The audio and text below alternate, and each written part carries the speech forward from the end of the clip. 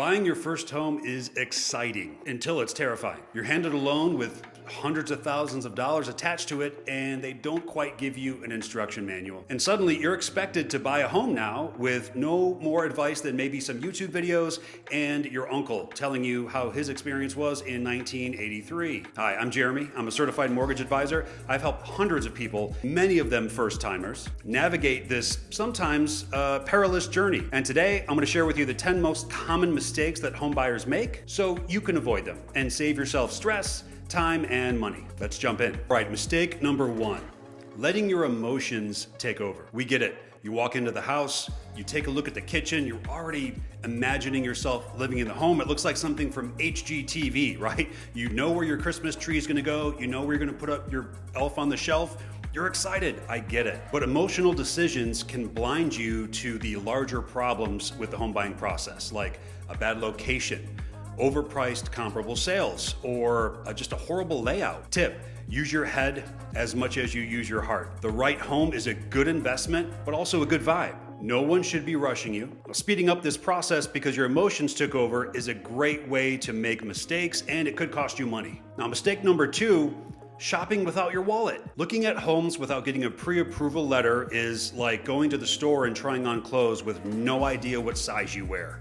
Very uncomfortable. You're gonna need one of these. Now, I know you've probably heard this before, but I find that people need to be reminded more than they need to be told, and that's where that pre-approval letter comes into play. And it also shows the sellers and the agents involved in the process that you're serious. Now, every agent and lender will tell you this, but what oftentimes they don't tell you is that sometimes what's on the pre-approval letter may be more than you're comfortable with. That's an important conversation to have. Now, just because you can afford that home on paper doesn't mean you can afford it when life starts throwing life things at you. Now, your professionals that are assisting you with this should be taking the approach of an advisor. They should be advising you. You should feel advised. You shouldn't feel sold or rushed. Now, mistake number 3 that I see often is when home buyers shop above their max purchase price. Not just what they're comfortable with, not just what their pre-approval letter says that they can afford, but shopping above that number. So if you're shopping in a range of $550,000 for a home purchase, you may want to stay away from looking at homes in the $640,000 range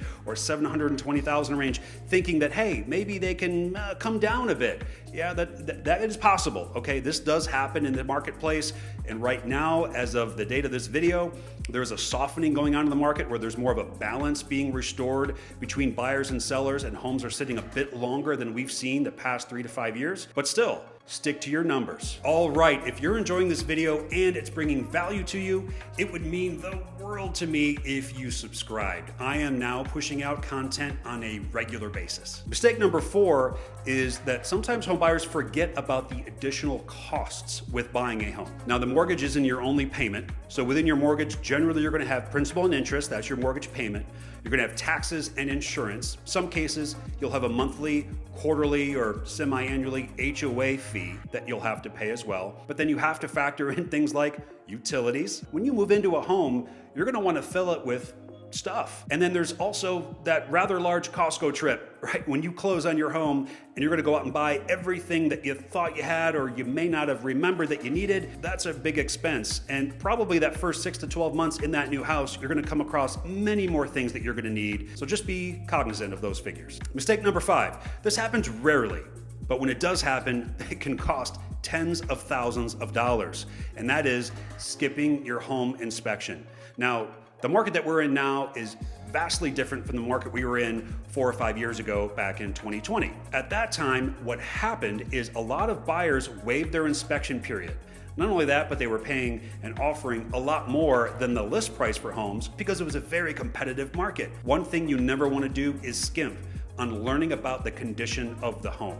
Whether you attack those things and ask for the seller to assist you with those repairs or perhaps take care of those repairs themselves, you always want to know the condition of the home to the degree that you're able. Home inspections are critical. I would never recommend skipping one, ever. Mistake number 6. This one's huge. You do not want to wipe out your entire savings for your down payment. Now, you do need a down payment. Make no mistake, most loans will have a down payment. And stay tuned for future videos to talk more about that. You also need an emergency fund. Appliances break, even the new ones. Water heaters leak. AC units, they go out on you. I'm based in Phoenix, Arizona, and it's always funny how the AC units always tend to clunk out on you in July when it's 127 million degrees. The point is life happens. Things are always going to happen that you do not expect and sometimes don't plan for. Keep a cushion, some sort of emergency fund. Make sure that when life throws life things at you, that you're prepared. Mistake number 7, and one that I take personally, and I always like to educate folks on this, doesn't matter how much experience you have buying a home or not, is understanding your loan options. Do you go FHA? Do you get a conventional loan? Is that a Fannie Mae loan or a Freddie Mac loan? Are you a veteran? Can you do a VA loan? Do you have enough entitlement for another VA loan if you already have one out there? Do you get an adjustable rate? Do you get a fixed rate? Now, do you buy down that rate permanently? Or can you get a temporary buy down? Now, if you have extra dough, should you put all of that money down on your home? Or should you only put the bare minimum down? Now, because every buyer scenario is different. The right mortgage strategy can save you thousands of dollars. And that's where your loan advisor comes in. Mistake number 8. Now, there's a couple that I bundled together here, and that is changing your job situation or having a lot of credit activity throughout the duration of your escrow while you're purchasing your first home. Now, there's a small story here. One of my very first clients ever in real estate, just a week before her closing date, ended up financing an entire new furniture set for every room in her house, and it was a 0% interest deal, which sounds amazing, except voila, the lender did a soft credit pull right before closing, found another debt listed on that credit report, and while we scrambled to get it done and everything worked out just fine, it could have turned into a disaster, potentially costing that client that home purchase. Please don't give your lender a heart attack. Just know that your lender and the team that's associated with getting your transaction to the finish line, they may do a little credit snooping right before closing just to make sure you didn't go out and finance a yacht. Mistake number 9, not asking the right questions. Look, you're gonna need to be inquisitive throughout this process. May feel a little uncomfortable, but you can have a laundry list of questions on hand.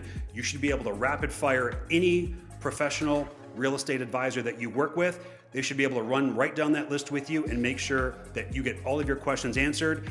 And in sort of a speedy kind of way, I want to go through a few of those questions right now. Things you can ask your realtor. How long have you been in business? Will I be working with you or you and your team? What areas do you focus on? What sets you apart from other agents? How do your fees work? How are you compensated? Based on what you heard about my scenario, what do you think my strategy should be? Now, when you do find some properties you like, here are things you can ask your agent about those properties. Why do you think the seller's selling? What do you think the home is worth? What are the comps like? And are those comps similar to the house that we're looking at? What's this neighborhood really like? Is that cute park across the street? Is that zoned for something different than cute park zoning? Here are things you can ask your mortgage loan advisor. What are my fees?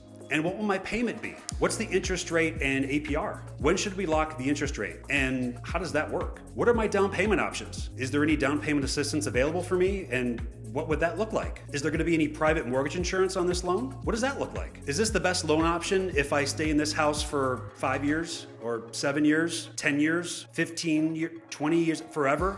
Is this the best loan option for me if I'm here forever? Ask questions and lean on your real estate team to guide you and advise you. And finally, mistake number 10, taking advice from the wrong people. When it comes to real estate, there's a very select few people that I would take advice from, and there's a reason for that. And you should have that same bar set for yourself. Love on your family, but do not take advice from anyone that has not had the experience of buying or selling. Make sure that the people that you're asking about real estate really understand the process. Take advice from professionals who do this every day. Now, buying your first home does not have to be this overwhelming. Not when you've got the right plan and the right people in your corner. If you're serious about buying a home in the next 6 to 12 months and don't know where to start, let's talk. Click the link below in the description and book a free strategy session with me. I'll walk through exactly what you can afford, what you qualify for, and I'll walk through the entire process A to Z, whether we work together or not. I want you to win. And if you found this helpful,